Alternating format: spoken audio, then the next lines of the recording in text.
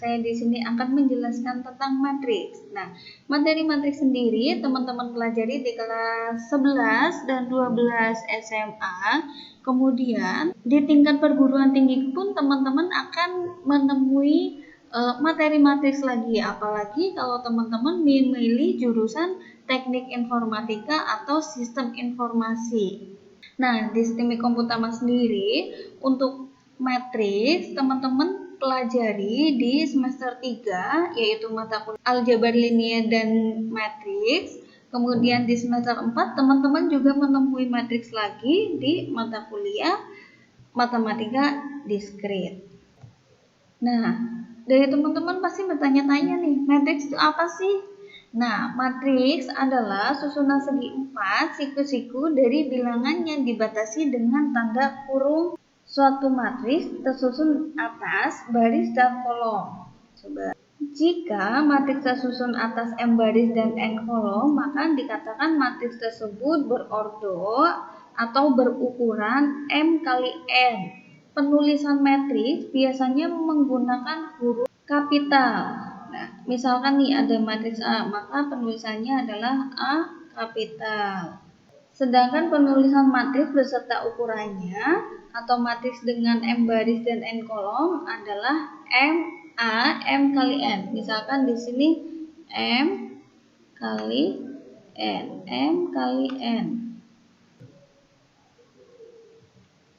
Nah, sekarang kita akan melihat bentuk umum dari matriks itu sendiri.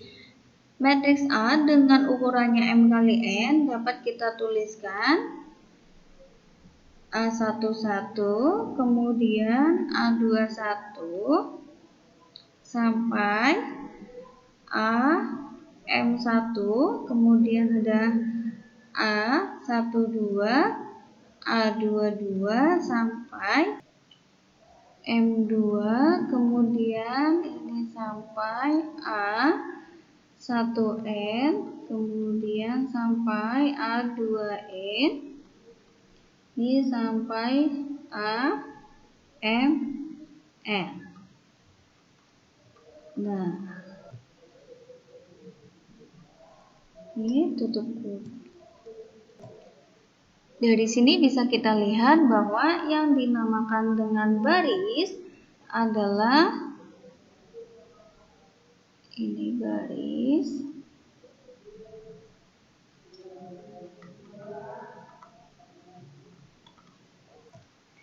Kemudian yang ini adalah kolom. Kolom. Kalau teman-teman sudah tahu nih tentang matriks, maka kita yang di matriks sendiri ada yang dinamakan dengan jenis-jenis matriks. Ternyata di matriks itu jenisnya ada banyak nih, nggak cuma satu. Nah, untuk jenis-jenis matriks sendiri, yang pertama ada matriks bujur. Matriks bujur sangkar adalah matriks yang jumlah barisnya sama dengan jumlah kolomnya. Nah, di sini ada contohnya. Misalkan matriks A dengan ordonya 2 kali 2, ini maka bentuknya adalah A11, A21, kemudian A12, A22. Nah, kalau misalkan ada matriks dengan ordonya 3 kali 3 gimana tuh? Gampang banget. Ini nih. Nah, ini A11, A21, kemudian A31, dan A12, A22, kemudian A32. Kemudian di sini kolom yang terakhir A13, kemudian A23, dan yang terakhir ada A33. Nah, ini untuk matriks bujur sangkar. Kemudian yang kedua ada matriks diagonal. Matriks diagonal. Nah, matriks diagonal adalah matriks yang elemen diagonalnya bernilai 0, maka diagonalnya bernilai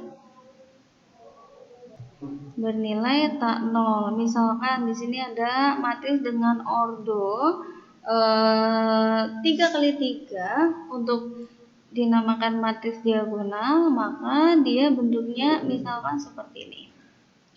1 0 0, kemudian 0 2 0 0 0 3. Nah, bisa teman-teman perhatikan di sini bahwa diagonalnya bernilai tak 0.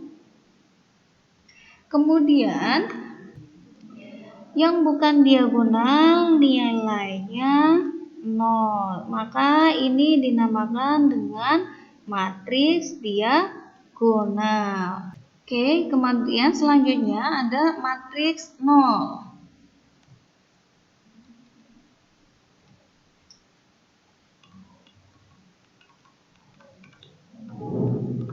Matriks 0 merupakan matriks yang semua elemennya bernilai 0. Misalkan di sini ada matriks A, dikatakan matriks 0 ketika semua elemennya bernilai 0. Seperti ini ya, teman-teman.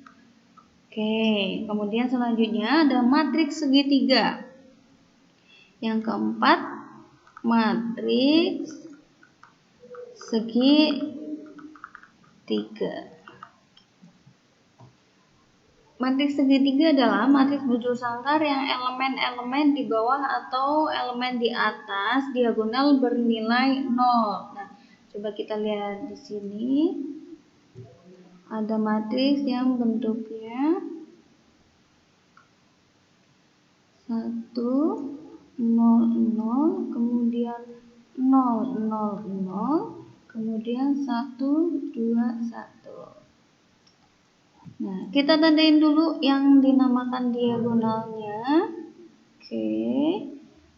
Nah, kita kembali lagi ke definisinya. Matriks bujur sangkar yang elemen-elemen di bawah atau di atas elemen diagonal bernilai. Nah, kalau di sini yang elemennya bernilai 0 adalah di bawah diagonal, maka dia dinamakan matriks segitiga bawah.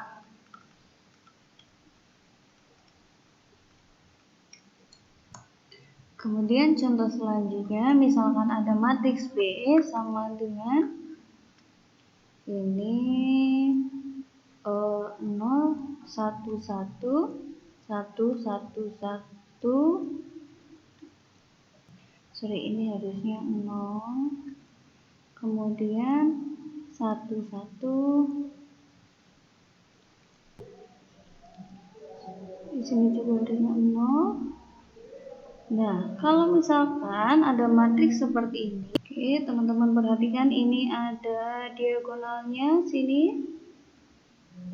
Kemudian ternyata ini segitiganya ada di atas, maka dia dinamakan matriks segitiga atas.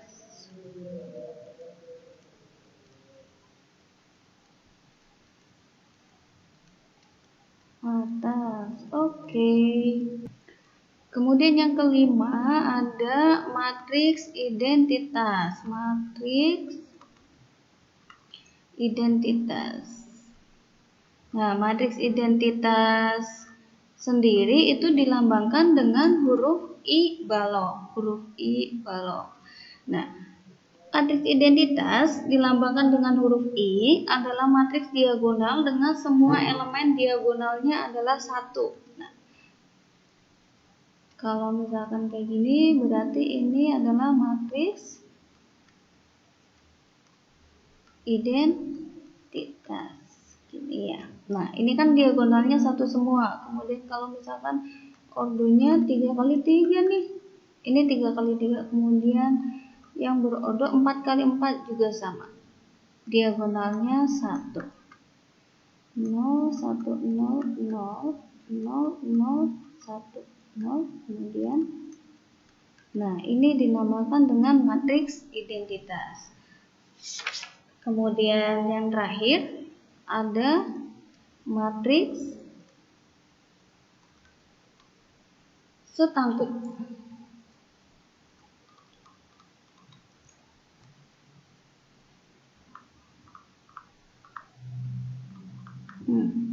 Matriks setangkup sendiri itu yang seperti apa sih? Nah, misalkan ada matriks A dalam matriks setangkup atau simetri. Pada matriks setangkup, elemen di bawah diagonal adalah hasil pencerminan dari elemen di atas diagonal terhadap sumbu diagonal matriks. Misalkan nih ada matriks A, ini contohnya ada 1, kemudian 5, 6, 2, 5, 7, 0, 4, kemudian ada 6, 0, 3, negatif 2, 2, 4, negatif 2, dan yang terakhir adalah 6. Kita kasih tanda dulu diagonalnya itu di mana. Oke, di sini. Nah, kembali lagi ke definisi bahwa matriks setangkup elemen di bawah diagonal adalah matriks pencerminan dari elemen di atas diagonal. Nah, teman-teman bisa perhatikan ini matriks yang diagonal ini merupakan pencerminannya. Oke, ini kan sama ya tuh dicerminkan. Maka ini dinamakan matriks setangkup. Oke, ini adalah matriks, kemudian ada jenis-jenisnya.